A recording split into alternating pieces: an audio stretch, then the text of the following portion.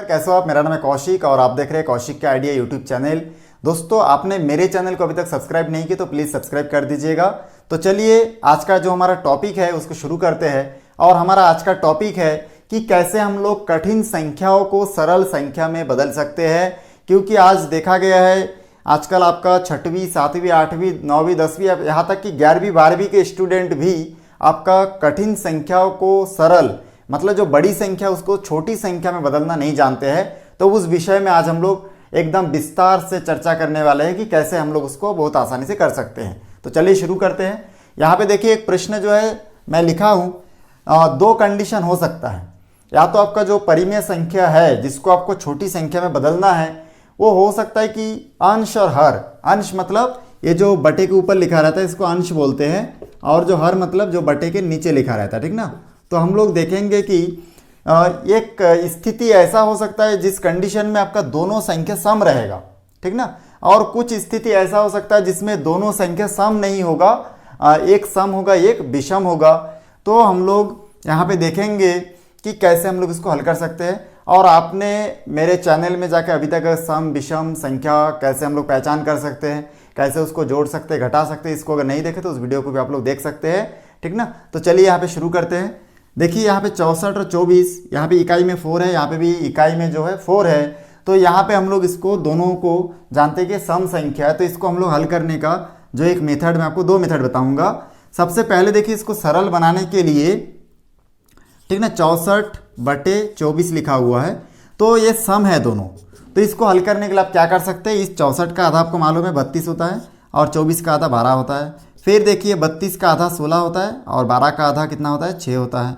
फिर हम लोग जानते हैं कि 16 का आधा 8 होता है और 6 का आधा कितना होता है 3 होता है। अब देखिए इस प्रकार से ये आपका छोटी संख्या में चेंज हो चुका है और ये 8 सम है, 3 यहाँ पे विषम है। तो ये डायरेक्ट इसका सरलतम रूप कितना हो गया आपका 8/3। तो ये 64/24 का सरलतम रूप कितना हो गया 8/3 हो गया। बहुत आसान। इसी को मैं दूसरे मेथड से आपको बना के बताता हूँ। दूसरे मेथड में हम लोग इसका पहाड़ा हमको आना चाहिए, ठीक ना। जैसे यहाँ पे आपको किसी को याद है, मान के चलिए 64 का आपको 8 याद आ गया, 8 8 64, और 24 का याद आ गया 8 3 24। तो इस प्रकार से 8 8 कैंसिल हो जाएगा। यहाँ पे भी आपका आंसर कितना आ जाएगा 8/3 आएगा।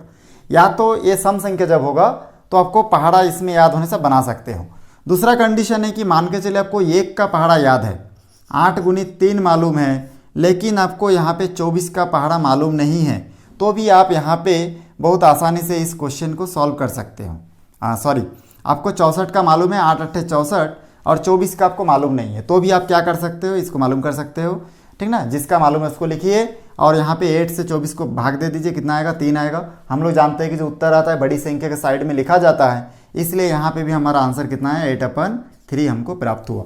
तो बहुत सिंपल है। अगर हम लोग को मान के चलिए यहाँ पे आपका 64 का मालूम नहीं है लेकिन 24 का मालूम है कि 8 3 24 होगा, तो भी आप देखेंगे 3 से 64 भाग देंगे, नहीं जाएगा तो 8 से भाग दे के देंगे 8 8 64। तो इस प्रकार से 8/3 मतलब कितना ही विधि से बना सकते हैं। देखिए पहला, दूसरा, तीसरा, चौथा, 4 मेथड से आप क्या कर सकते हैं, संख्याओं को सरल बना सकते हैं। चलिए दूसरा क्वेश्चन देखते हैं। देखिए दूसरा क्वेश्चन में भी आप इसमें देख रहे हैं कि इसमें आधा आधा नहीं कर सकते क्योंकि 24 क्या है सम संख्या है, 27 विषम संख्या है। तो इसमें आपको पहाड़ा वाला सही बनाना है। तो हमको कैसे पहाड़ा याद आएगा, 24 का आपको कोई भी पहाड़ा याद है, मान के चले 3 8 24 आपको याद आ गया, और 27 में आपको याद आ गया 3 9 27। तो यहाँ पे 3 3 कैंसिल हो गया। तो इसका आंसर कितना होगा 8/9। ये 8 क्या है सम है और 9 विषम है, तो आपस में फिर नहीं कटेगा। तो यहाँ पे 24/27 का जो सरलतम रूप है वो हमको कितना प्राप्त हो रहा है 8/9। दूसरा मेथड में मान के चले आपको 24 का याद है, 3 8 24, और मान के चले 27 का आपको याद नहीं है, तो भी कोई बात नहीं। तो भी आप देखिए ऐसा लिख लीजिए और ऊपर की संख्या किससे भाग जाएगा, देखिए 27 से, कितने बार में 9 बार में। तो भी आपका आंसर कितना आ गया 8/9। बहुत ईजी है। मान के चले आपको याद आ गया 27 का कि यहाँ पे 24 का याद नहीं आ रहा है लेकिन 27 का आपको याद आ गया, 3 9 27 या फिर 9 3 27, आगे पीछे होने से चल जाएगा, कोई इसमें फ़र्क नहीं पड़ता। यहाँ पे हम लोग देखेंगे कि इस 3 से फिर हम लोग इसको डिवाइड करेंगे तो यहाँ पे अब फिर 8 आएगा, फिर भी हमारा आंसर 8/9 आएगा। मान के चले आपको दोनों याद नहीं, एक याद है तो भी आपका आंसर बन रहा है, ठीक ना। अब आप लोग सोच रहे होंगे कि यहाँ पे हमको 3 अठे 24, हो सकता है किसी को याद आ जाए कि यहाँ पे 4 छक्के 24 होगा, उसको याद आने से क्या करेंगे, तो उसके लिए भी आपका है।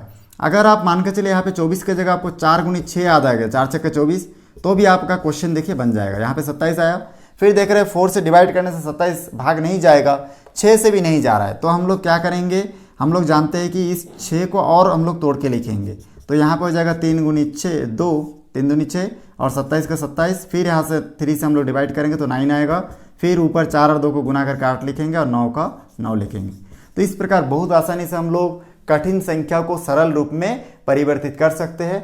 मेरे इस वीडियो को आखिरी तक आप लोग देखें, इसलिए आप लोगों का बहुत बहुत धन्यवाद।